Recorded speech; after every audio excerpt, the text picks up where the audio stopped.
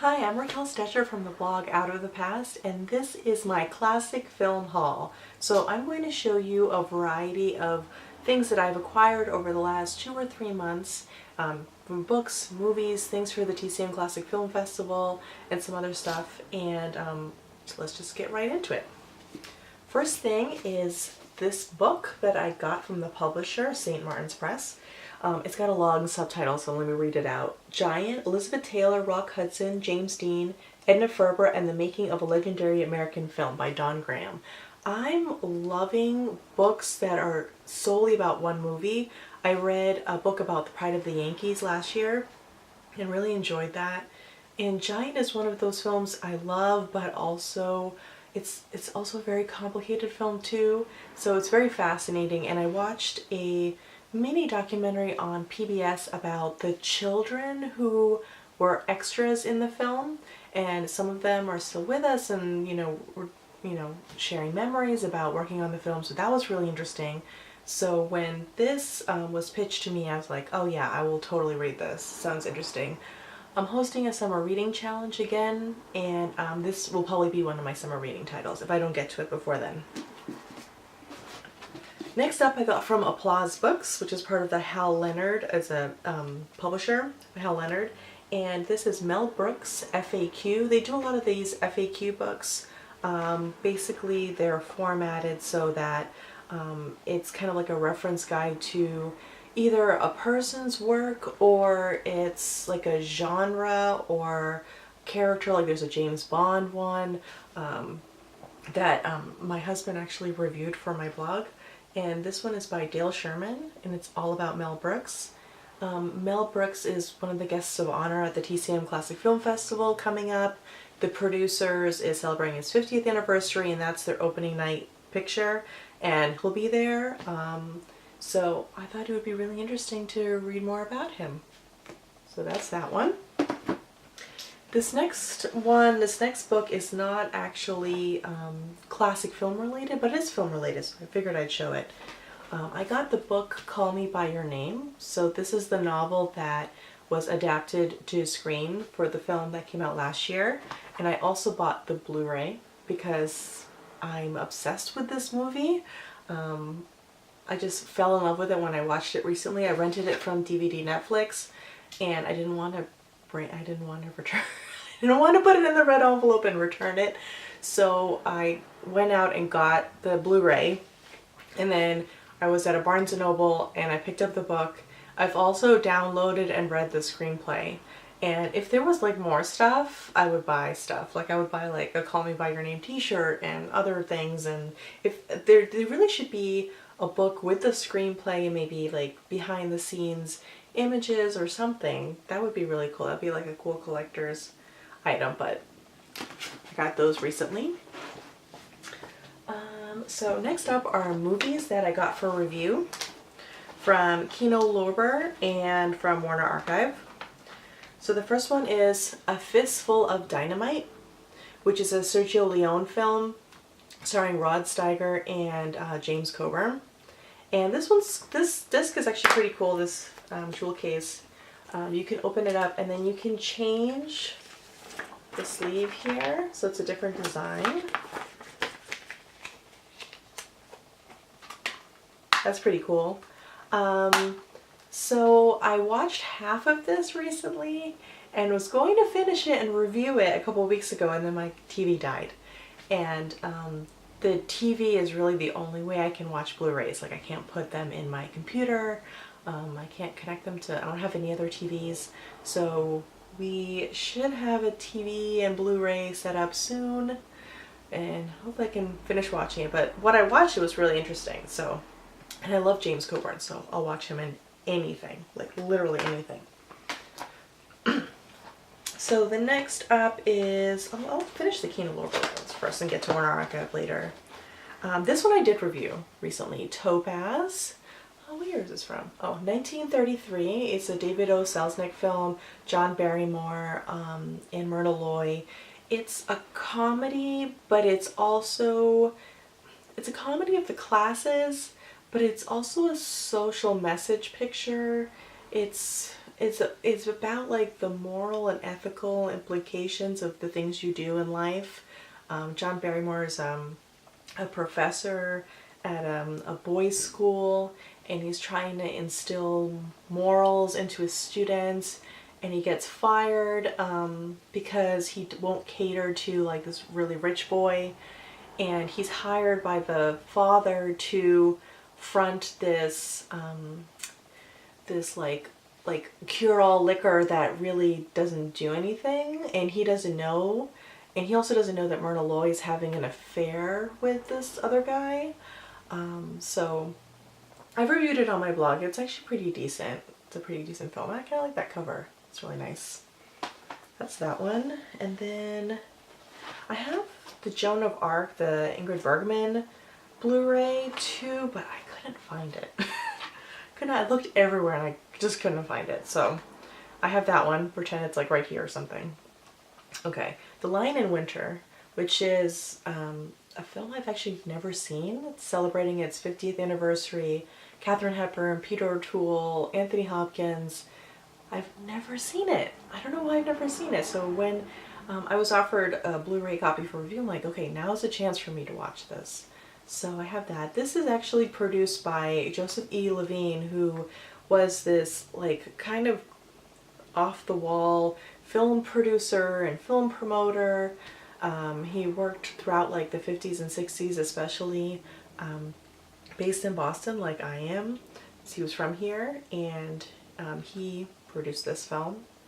I've read a book about him either last year or a couple years ago called Showman of the Screen, which was really interesting about his life and career. His career was kind of nuts, Next one up is Highway Dragnet, which I don't know anything about other than it has Richard Conte and Joan Bennett, and that's enough for me. That means I'm going to watch it because they're two of my favorite people. 1954 film noir. This is a brand new HD master from a 4K scan. I will not pretend to know what that means, but that sounds fancy. So I'm excited to watch this when I can use the Blu-ray player again and review that.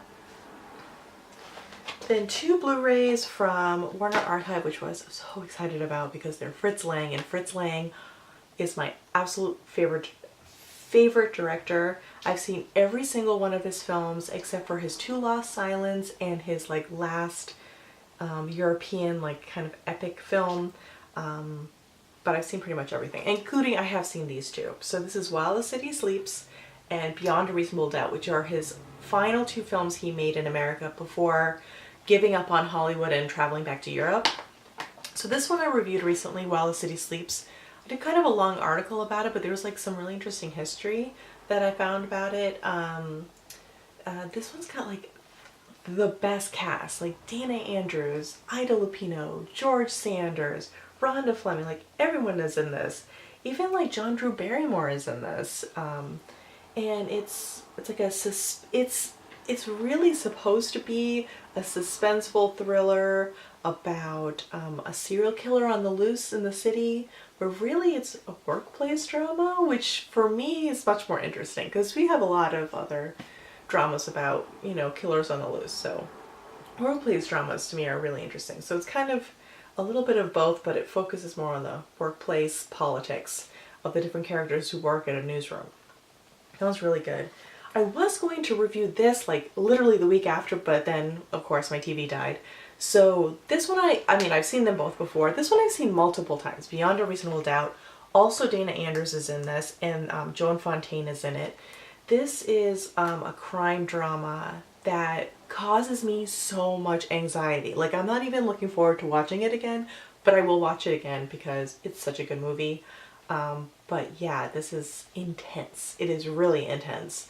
And it's got like this twist that I don't know, I wasn't expecting, you might expect, I don't know. I saw this on the big screen. I've seen this at home. But I've never owned it. So I'm excited to see what it looks like on Blu-ray and maybe do some research on the film and write a cool article about it. That's what I do.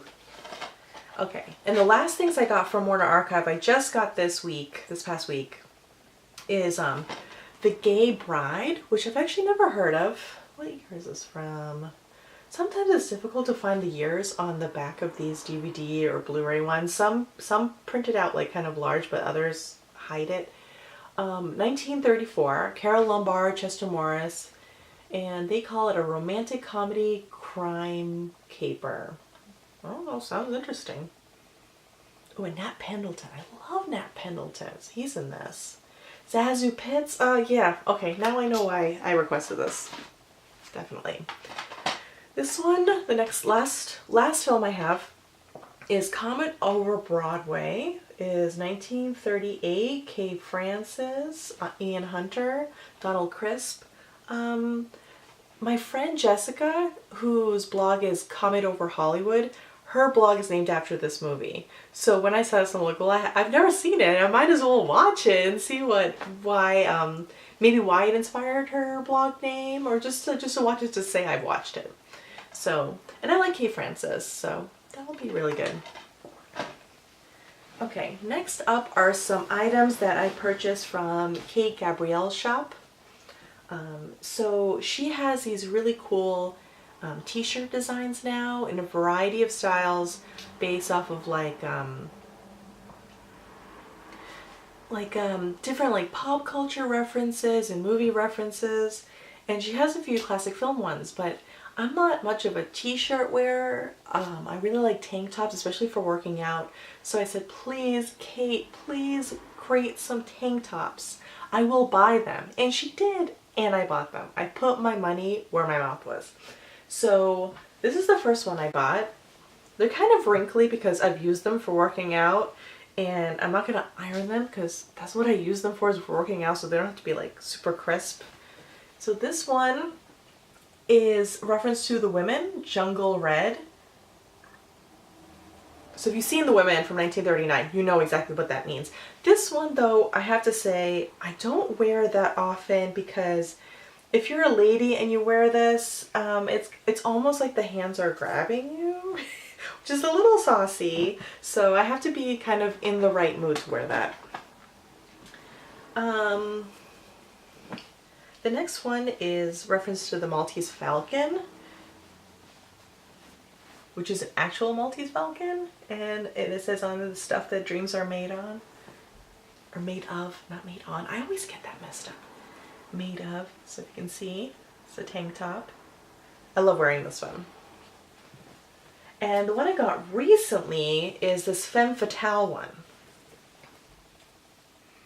That's really nice too.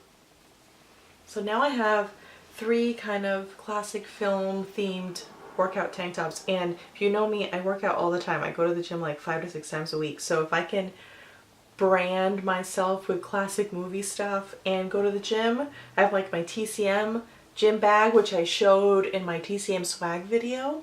And then now I have like classic film tank tops. Now I just need like a whole bunch of other stuff to go with it. So next item I got from Kate Gabrielle's shop was her I can't even say that right, is her TCM button pack.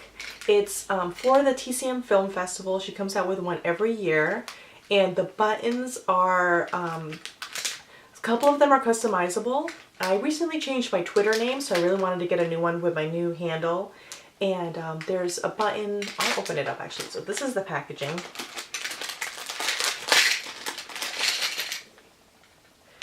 You get a button that says like how many years you've been to the festival, and you can choose between 1 or 2 of 2 stars. So I chose Gary Cooper, and this is the 6th TCM Film Festival, which blows my mind that this is going to be the 6th one I've been to. And then this is a customizable social media button. I think you can do like Twitter, Instagram, Facebook, and this one just has my Twitter handle, Raquel Stetcher, which is my name. I changed it recently. Then there are these 2 film festival ones which have the theme and 2 of the films that they're showing. So His Girl Friday and Hamlet, and it says Powerful Words, the page on the screen, so it's kind of like the theme of the festival there. And then there are individual films, which I'll just show like a close-up of these, but like Nancy Kwan, that's pretty cool. Frederick March. Marsha Hunt, Eva Marie Saint. So that's pretty cool. I love getting these every year. And a couple other things I bought for the festival. I got a Mophie. If you're not familiar with a Mophie, it is, well, it's various things, but one of the things it primarily does is charge your phone, tablet, laptop. I have an iPhone 6, and it like the battery like doesn't last because they want you to get a 7, 8, whatever. So I absolutely need a pack that like a battery pack that will charge my phone during the festival. This I liked the style of it. It was pretty cool. It was pink, kind of a gold, like, well, kind of like a rose pink. I don't know why I said gold.